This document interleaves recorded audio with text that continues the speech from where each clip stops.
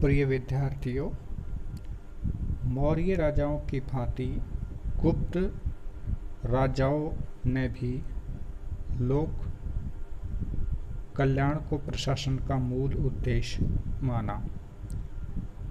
इस शासन प्रणाली से चीनी यात्री फाहियान बहुत प्रभावित हुआ था। राजबली पांडे के शब्दों में मौर्यों के बाद विदेशी आक्रमणों के शांत होने पर गुप्तों ने एक निश्चित योजना के अनुसार आदर्श शासन व्यवस्था की स्थापना की, जिसमें प्रजा सुखी और समृद्ध थी। इतिहासकार विंसेंट स्मिथ के मत में प्राच्य शैली के अनुसार इससे अच्छा शासन भारत पर कभी हुआ ही नहीं। इस प्रकार हम गुप्त राजवंश, जिसमें गुप्त साम्राज्य का प्रशासन पर चर्चा करेंगे, जिसमें हम केंद्रीय प्रशासन, प्रांतीय शासन, ग्राम शासन के साथ साथ न्याय प्रशासन और सैनिक व्यवस्था या प्रशासन, राज्य व्यवस्था और जन कल्याणकारी कार्यों पर चर्चा करेंगे। केंद्रीय प्रशासन। राजा राज्य का सर्वोच्च अधिकारी था और राज्य की अंतिम सत्ता उसी के हाथ में थी। जैसा कि हम आपको बता चुके हैं, गुप्त सम्राट बड़ी बड़ी राजनीतिक उपाधियां धारण करते थे, जैसे परमेश्वर, महाराजाधिराज, परम भट्टारक, पराक्रमांक, विक्रमादित्य, महेंद्रादित्य, प्रकाशादित्य, विक्रांत आदि। राजा की सहायता के लिए मंत्री परिषद होती थी, किंतु उसके कार्यों का विस्तृत विवरण हमें कम ही देखने को मिलता है।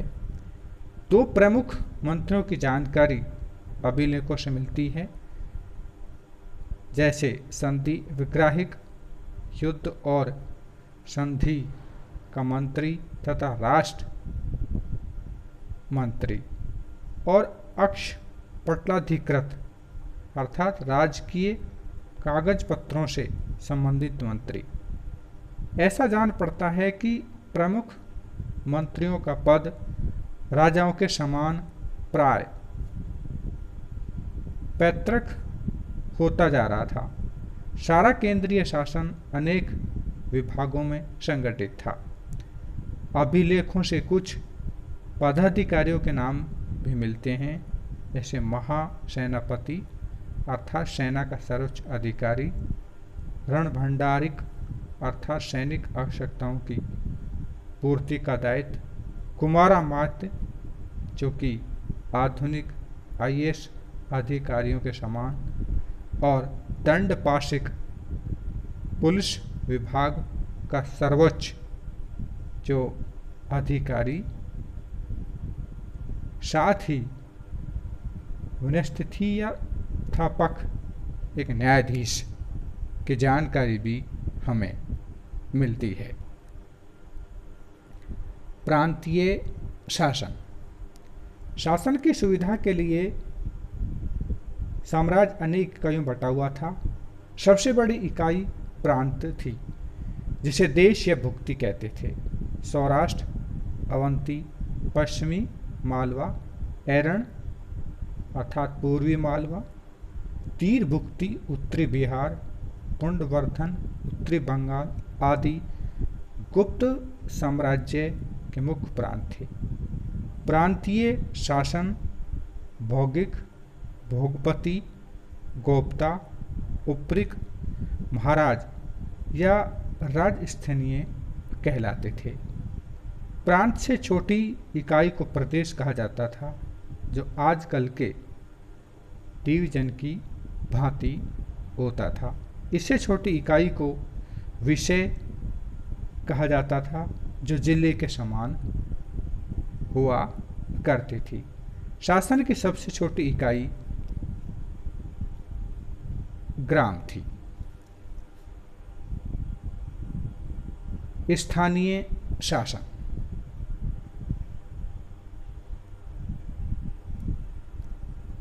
नगर, जिसमें नगर प्रशासन के संबंध में दामोदरपुर अर्थात बंगाल ताम्रपत्र से जानकारी मिलती है कि विषयपति जिलाधीश की सहायता के लिए विषय ने जिला की राजधानी में अर्थात नगर में एक परिषद, आधुनिक नगर परिषद या नगर पालिका की भांति होती थी, जिसके निम्नलिखित सदस्य हुआ करते थे, जैसे नगर श्रेष्ठीन अर्थात श्रेणियों के प्रमुख, सातवां मुख्य व्यापारी, प्रथम कुलिक कारीगरों के प्रधान, प्रथम कायस्थ जिलों का लेखा जोखा रखने वाला मुख्य लेखक और पुष्टपाल अर्थात भूमि के मूल्य का निर्धारण करने वाला।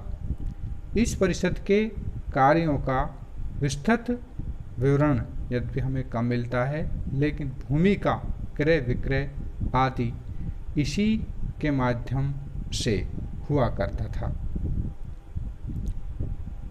ग्राम का प्रबंध करने के लिए एक सभा या समिति होती थी, जिसका प्रमुख ग्रामिक महत्तर अथवा भोजक कहलाता था।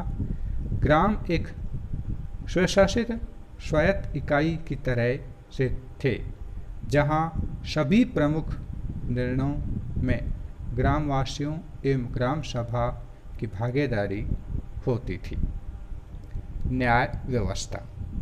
न्याय व्यवस्था की जानकारी देने के लिए हम नारद स्मृति या बृहस्पति स्मृति में जो जानकारी मिली है उसके आधार पर जानकारी ले सकते हैं। राजा सर्वोच्च न्यायाधीश था। राजा के न्यायालय को ही सर्वोच्च न्याय माना जाता था। सभा धर्मस्थान अथवा धर्माधिकरण के नाम से जानी जाती थी। कात्यायन ने इस न्यायालय के विषय में विस्तार पूर्वक वर्णन किया है। वो कहते हैं कि राजा को विद्वान ब्राह्मणों, प्रमुख नागरिकों और राजतंत्र के ज्ञाता मंत्रियों की मदद से मुकदमों का निर्णय करना चाहिए। गुप्त काल में लिखी गई नारद स्मृति में 4 प्रकार के न्यायालयों का उल्लेख आया है: कुल, श्रेणी, गण और राजकीय न्यायालय। प्रथम 3 प्रकार के न्यायालय जनता के लिए और चौथा सरकारी न्यायालय था। नीचे के न्यायालयों की अपील ऊपर के न्यायालयों में संभव थी। न्याय विभाग के प्रमुख अधिकारी को व्यवस्थापक कहा गया है।